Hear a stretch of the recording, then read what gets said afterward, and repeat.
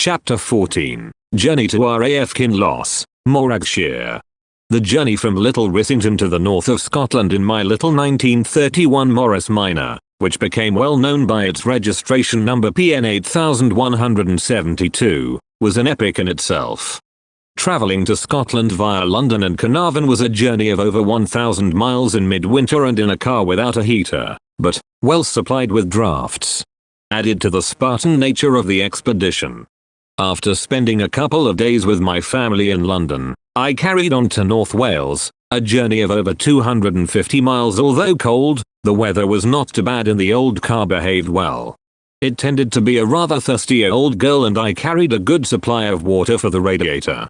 There were no motorways in 1948, so it was a much slower journey than one could do today.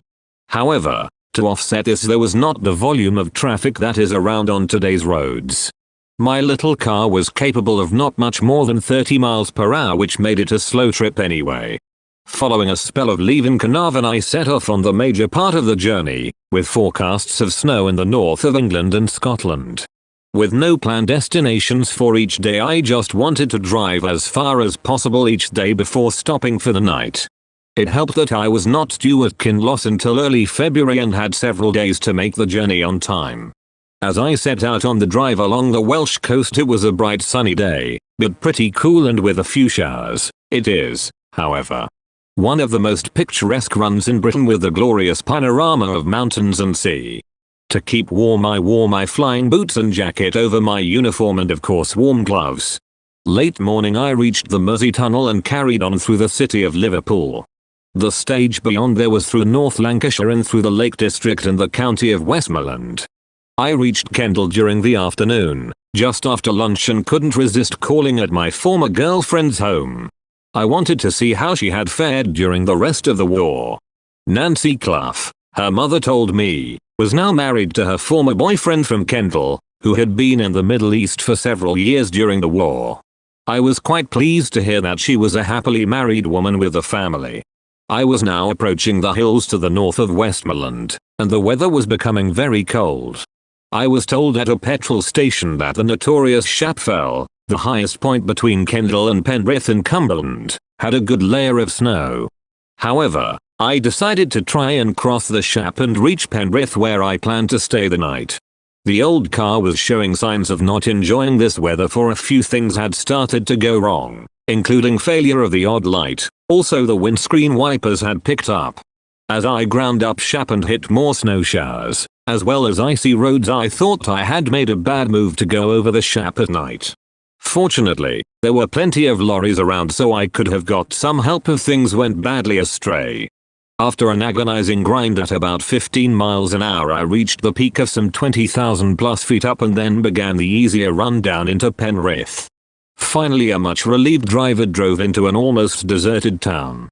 Most folk with any sense were indoors or in the pub on this miserably cold winter's night in one of the most remote areas in England.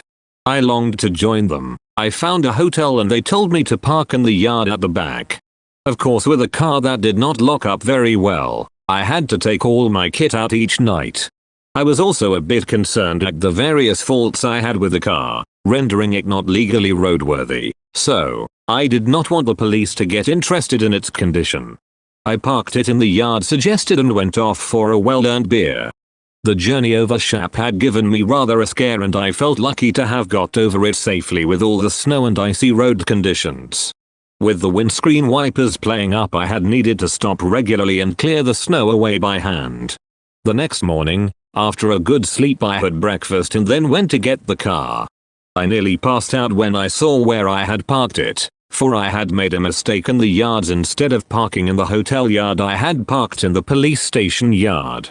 I sure moved it out of there real quick. A policeman watched me and gave me a friendly wave, no doubt noticing me in my Air Force uniform. I wasted no time in loading up the car and getting clear of Penrith. The day was bright, but very cold as I continued my somewhat arctic drive toward Scotland. Fortunately, the run to Scotland took me to lower ground through the city of Carlisle. Leaving the city, I was now about to enter Scotland, for the first time in my life, which made me feel quite excited at the prospect. As I mentioned in the first chapter, I did have a quarter Scot blood on my mother's side, for her mother had been an Andrew of the Ross clan. Soon I crossed Hadrian's Wall and into Scotland and then through the famous Gretna Green. I made this short diversion because I had read so much of the famous blacksmith and wanted to see it for myself. After a short stop at Gretna, I drove back to the main road north and on through the low country. It was a Saturday, and as I passed through Stirling the crowds were all on their way to the beloved soccer matches. The weather had changed in the lowlands and it was wet and cold, but fortunately there was no snow. I made for Perth through wintry but attractive countryside. Once again I had to decide where to stop the night. I stopped at a transport cafe and spoke to some lorry drivers, who advised me that the road over the Dalwhinnie Pass was open but with snow cover and more snow forecast. Once again my bravado got the better of good sense and I pressed on in the gloom. The weather got worse as I climbed up over the hills, and, if anything, the journey was more hair-raising than crossing over Shap Fell the evening before. I got stuck in some snow, but some friendly lorry drivers pushed me out, telling me they thought I was bloody mad.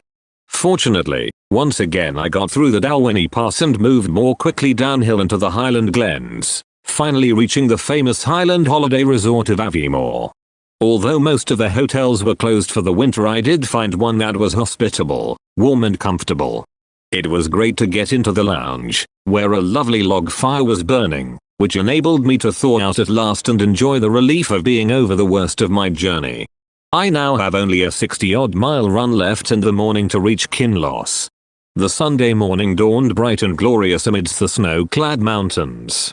It was a happy car and driver that cruised along, enjoying the grandeur of the winter Highland scenery and into the R.A.A.F base at Kinloss. I was greeted warmly by a few of the officers and the mess, who were amazed that I had come over the Highlands in winter at night, and in such a wee car. At least I was at Kinloss, which was to be my home for the next 3.5 years. A more beautiful part of the world you couldn't wish for to live and to fly. It had been quite a trip in what was almost a vintage car. However, it was a challenge and I've always loved those.